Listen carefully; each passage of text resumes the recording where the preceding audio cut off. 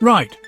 You, tech bro with your chat GPT obsession and zero sense of geopolitics. I'm here to tell you why by Dr. Alexander Karp should be your new Bible. You think building apps for sandwich delivery is defending Western values?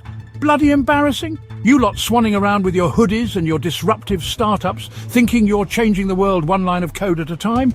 You haven't got a bloody clue. The world out there, it's not your playground. It's a pressure cooker ready to blow. And while you're busy optimizing for engagement, the West is teetering on the edge of a very big, very real abyss.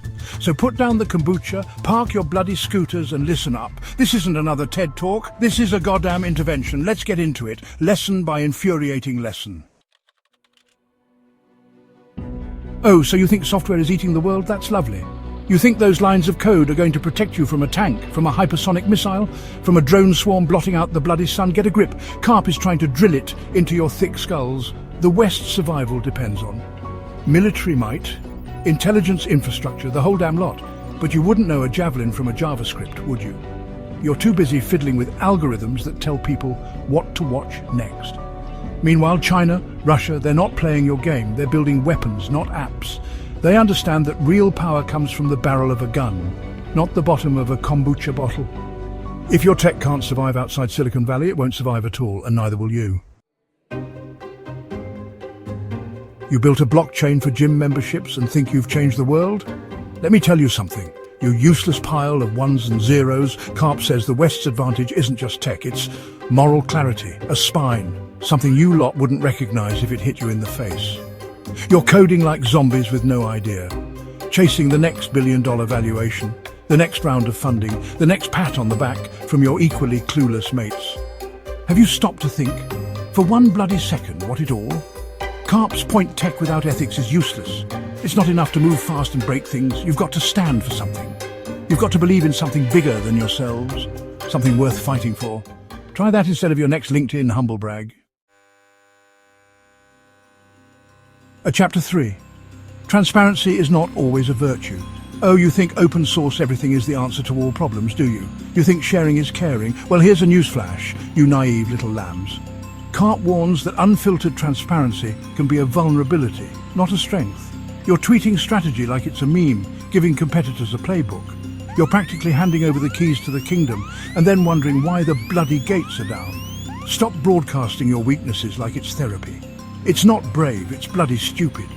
You think Sun Tzu won battles by posting his battle plans on Instagram? Secrecy, discretion, a little bit of bloody cunning, these are the ingredients of survival.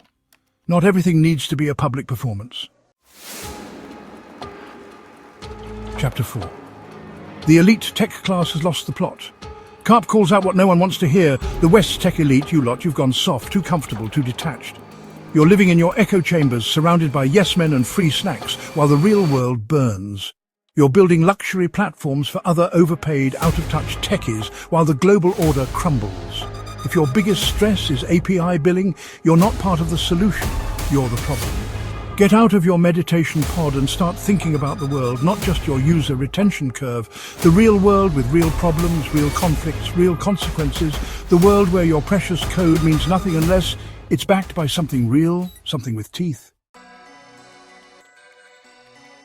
Chapter 5. Innovation must serve civilization.